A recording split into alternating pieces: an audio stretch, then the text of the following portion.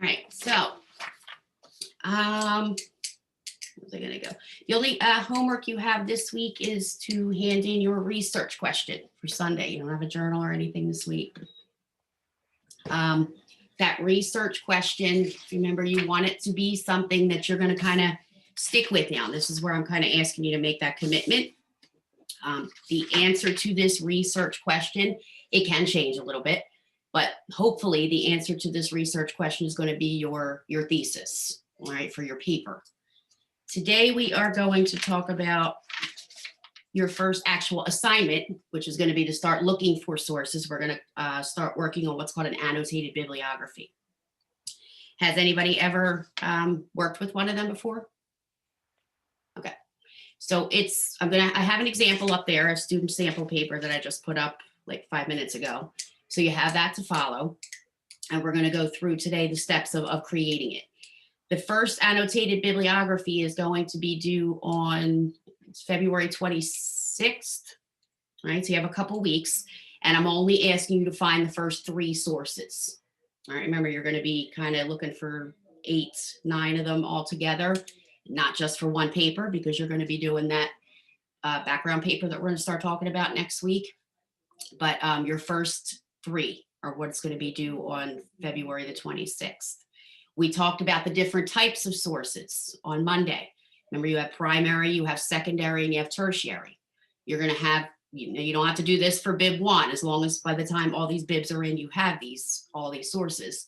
You're going to have one primary source, which can be an interview with somebody. I know a lot of you are doing like some medical things. If you have a nurse or somebody in the family, all right, you can, or whatever, you have somebody in business that you want to use, somebody that has some kind of direct contact with the topic that you're going with. You can use that as one of your primary sources. You're going to have at least one tertiary source. We said tertiary sources are probably going to be used mostly in the background paper, right? You're going to be using it for either defining a word, which I'll show you today on one of these sample bibliographies. The student used one of his tertiary sources for one of the first 3. And you're just going to kind of say, here's what I'm going to use it for. You know, this is what I'm going to use it for in my background paper to define the word. Maybe something needs to be defined. This student did something on patents. Now, to you and me, we might not necessarily know what a patent is, right? So the first thing he would want to do in that background paper is, you know, define what a patent is. So one of his sources is actually dictionary.com, because he's going to use the definition of patent in one of his papers. All right, so you don't have to go too deep with these. I'm not asking you to go and get, you know, like do tons and tons of research yet, but think about this background paper, all right, that we're going to start talking about next week. You're not arguing anything yet. You're just giving a background of your topic in this paper. What needs to be explained, all right? Maybe even to you, what needs to be explained, because right now you have a question and you're saying, well, I'm not sure which side I'm going with. I'm not sure I know all the ins and outs about, you know, like we know what serial killer is. We'll use that. I know Patrick's in here. So a serial killer, we see them as, oh, it's somebody that kills a lot of people. But is that the actual definition of it? You know, somebody that does more than one killing. No, there's usually something more to it. If you looked up the definition to it, right, it would say that there's this pattern, that there's strict things to say that define somebody as a serial killer. So Patrick might want to, in his background paper, use the dictionary.com to just even say dictionary.com says that a serial killer is, quote, and I'm using a source. I'm going to give the exact words that what's said in there.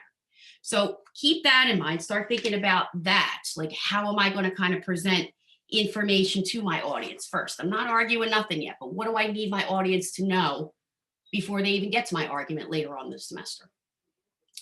So today, with this annotated bibliography, there's specific things you want to look for in a source.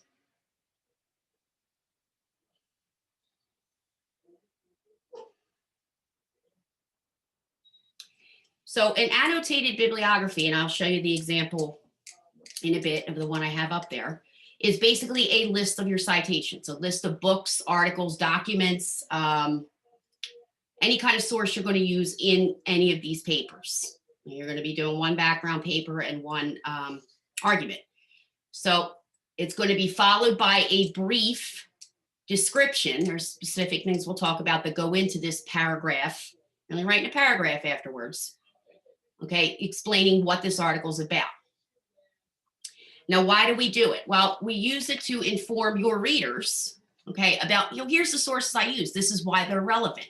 This is why they're good quality sources. I didn't just pull this, out of my hat and say, well, here's what, these are good quality sources. Who are these authors? Well, I'm going to explain. I'm going to tell you in this paragraph. I'm going to start off by explaining to you who these authors are, why they're important, why you should listen to them. Right. Each entry includes all information included in a work cited. Now, we've been working on APA. This is where your APA skills are going to finally get put to use this semester. Right. The first thing we're going to start off with is an actual citation, an actual Smith, comma, J, period. We're going to put the article title, right? The first letter is going to be capitalized. Everything else is going to be lowercase, right? If you get stuck with that, remember, go back to week 1 or 2 where we have that APA stuff, right? You're going to be retrieved, the date you retrieved it from, and then we're going to put that, right? So that's going to come first for every entry that you do. Remember, you're only doing 3 to begin with.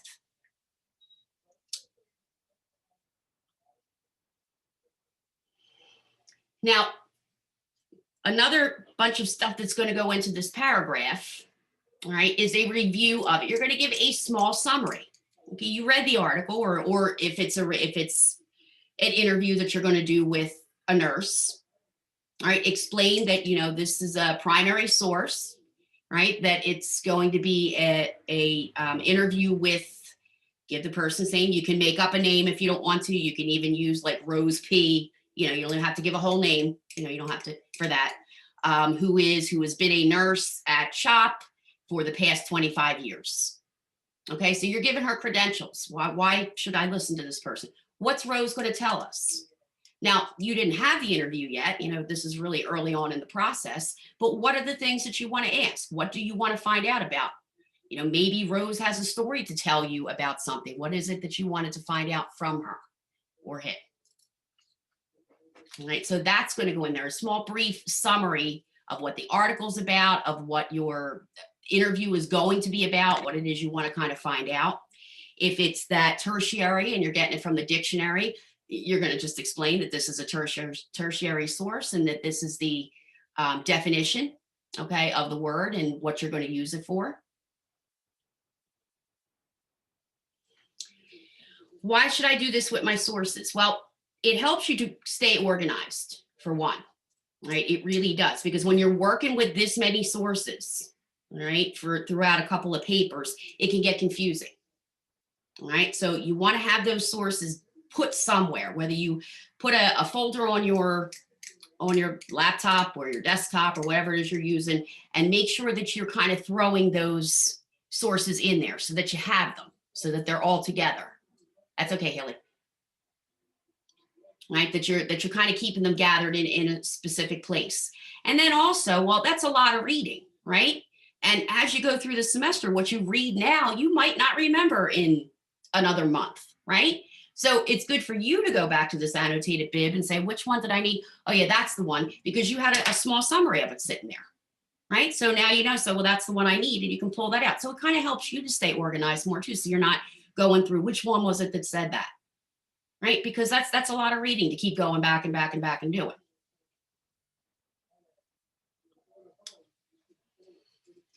So what is the process of it? All right, once you find a source, all right, you're going to kind of skim it over. You don't have to read it cover to cover. Is it something you're interested in? This has some good topics that it touches on. This has some good points that I want to bring up in my paper. Maybe it is something that you're not going to use. What goes into this bib, all right, these first 3 sources especially, you might turn around in a month and a half when you're writing this paper and say, well, I don't need that because I kind of went in a different direction. That's okay. You don't have to redo the bib. You don't have to redo the bib. It's fine. But for now, what you're finding, okay, are sources that you think you're going to use, that they're going to come in handy, all right, for you to use for this paper.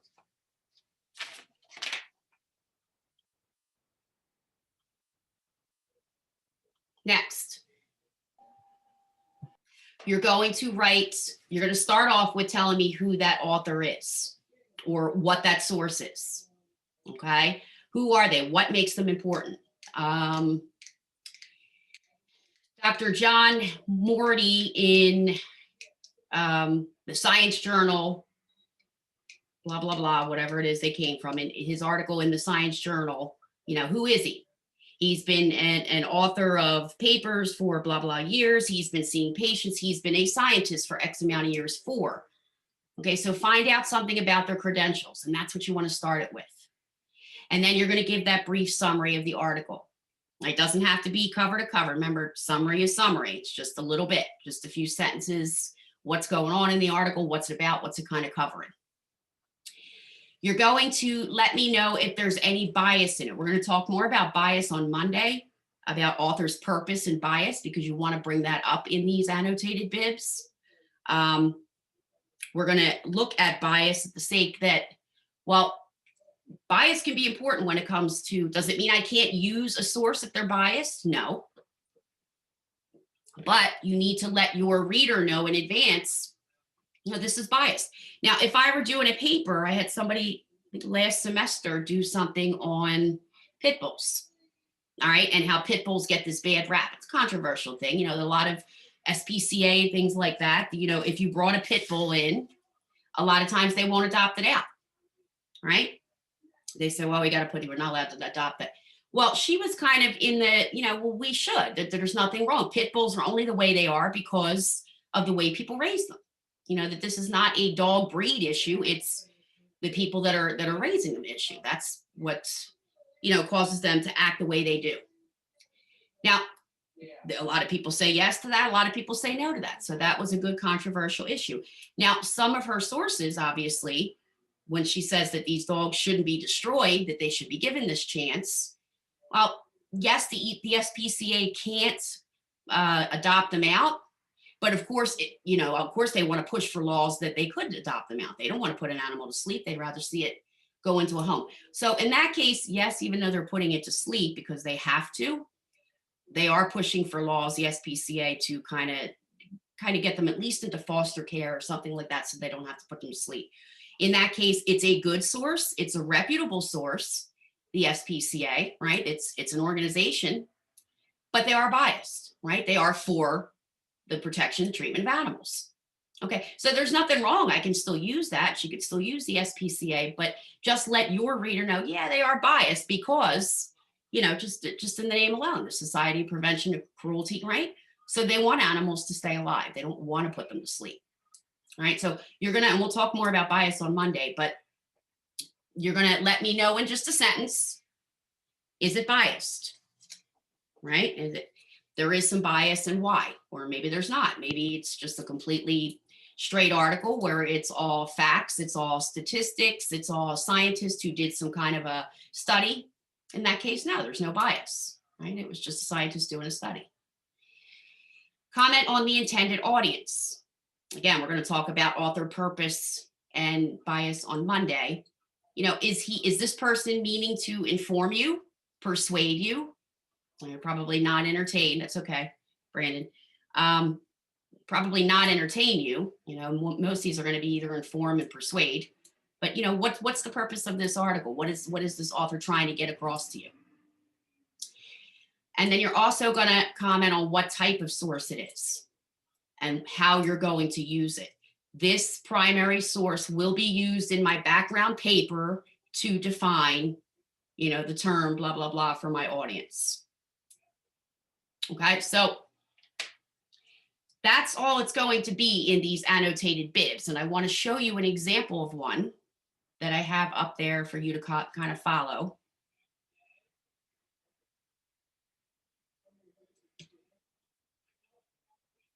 Here.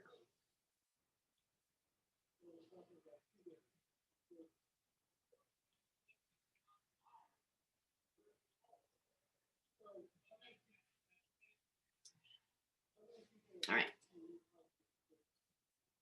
So remember, because we're doing APA, you're going to have a cover page for this, right, in this fashion. That's why I'm going to put it up there for you to really follow closely. with that running head, with the title. Remember, you're going to do that different first page for that. Your title, your name, and your school. That's all that's going to go on that first page. Here is this person's first source. All right, you're going to start off with putting that source in APA formatting. Last name, first initial, the year of publication, the article itself with no quotes around it. Okay, just that very first letter capitalized, where they got it from.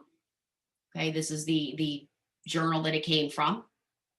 And this person got it from EBSCOhost. So if you're getting it from our databases, remember, like when we talked about with the library, if you're getting it from our databases, you do not have to put a retrieve from date. Why? Well, because this is an article that's in a database that is not going to change, right? That's nobody's going to come along and change that article up and put it in. So you can say, well, why do I put those dates when I look at stuff online? If I got stuff from the spca.org, well, because things change. As of the date I retrieved it, this is what it said. All right. Websites can change. Things online can change all the time. Articles cannot. Right. If this article is never going to change, it's going to stay the same. Nobody's going to change any text or titling in it. So I don't have to put a retrieve from date. So he starts out with giving the article, okay, where it was published. The article focuses on, tells you what it kind of focuses on. Here's his summary. All right. The article discusses, gives you a little bit of what it's about. All right, this article is very useful in a research paper. He's telling me he's going to use it in his research paper and why. This is where we could say, what's the author's purpose? You know, is there any bias? Well, in this case, he says, yeah, there is some bias. And why? Well, the authors are explaining specifically why patent trolling is a problem. This causes some bias as the authors do not take the issue from a neutral standpoint. So he can read, this person could read this article and say, they're kind of leaning more towards one way than the other.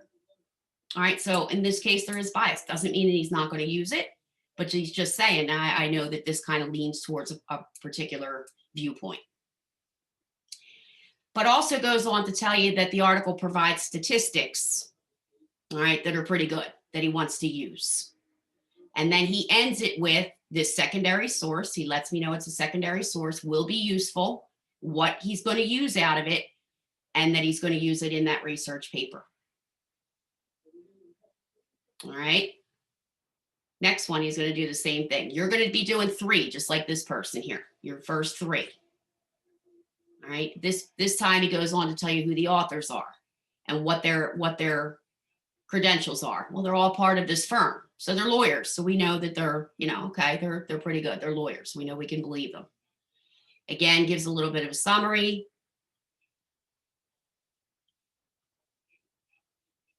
Yes. Yeah, I already posted it on Canvas. Tells you what the article's about. Okay, the article has a section on misconceptions and explanations. The article is a decent quality secondary source that will allow the research paper to be as unbiased as possible. The final one, this is the tertiary source, rather, he's going to use.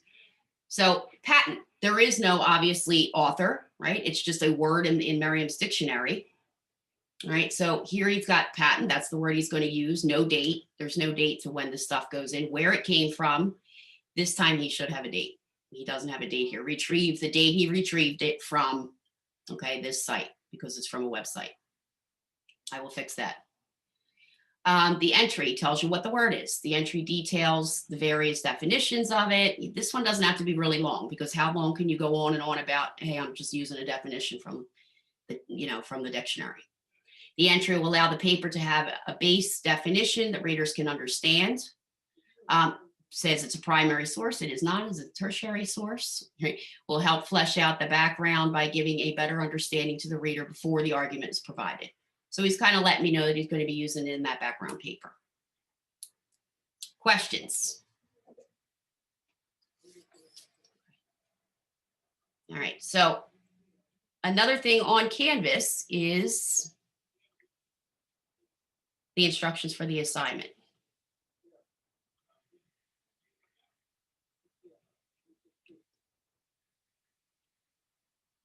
Pull them up.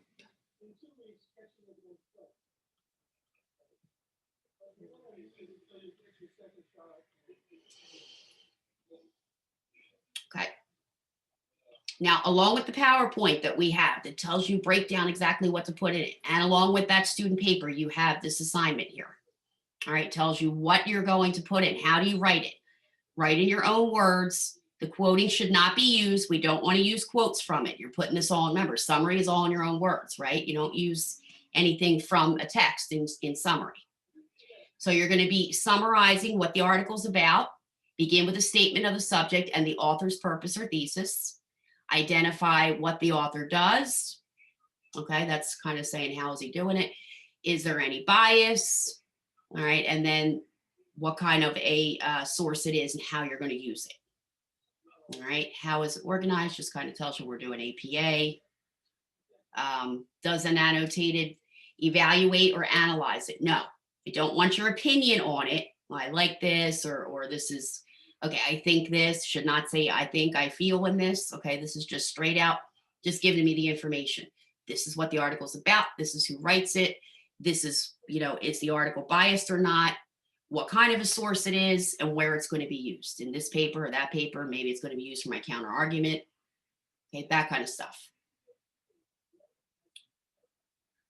You have 3 dates here, and we will kind of move on to these as we go through the semester. I'm giving you all the way up until April to come up with the rest, because I want to kind of, things change from the beginning of a semester to the end. So your first 3, that's going to look just like that document that I showed you, are going to be due by Friday, February 26th. So you're giving me 3 paragraphs, 3 sources like that.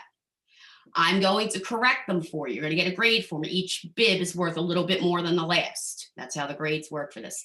The first one is only worth like 3 or 4% because I'm going to give you corrections on it. Okay, kind of fix this, watch your APA here, add that there. You're going to take those 3, do the corrections on them, and then add an additional 3. Now you're giving me 6, right? The 3 that are the first 3 that are corrected, and you're adding an additional 3 sources to it. By March 26th, you got a whole month. Same thing's going to happen. I'm going to give you corrections on those. You're going to hand me in the final 3 to 4, okay, with the corrections on those first 6. So you'll be handing me, by this 3rd bib, you're handing me in all those sources. Okay, you're just adding a little bit more as we go along throughout the semester. All right, questions? Okay, and as you get started on these, all right, I have no problem. You want to send me one, say, hey, am I doing this right? All right, does this look right? Even if you just get one done and say, is there something I'm missing? I have no problem with that. You can just send it to me and I'll give you some comments on it. All right, we'll keep talking about this throughout the next couple weeks because, like I said, we're going to kind of add that author purpose and bias on Monday when we talk about that. And we're going to kind of see where that goes into that bib and how you can fit that in. All right. And in the meantime, over the weekend, you just have that research question. So think about that research. Don't just say, oh, here's a question, because that question is actually going to turn into your thesis statement, hopefully. All right. So remember, no yes or no's. Can this happen? Because we want something more of like a why or a how. How does something happen? Why does something happen? All right. All right. Any questions about any of that? Okay. All right. Have a good weekend then, and I will see you on Monday.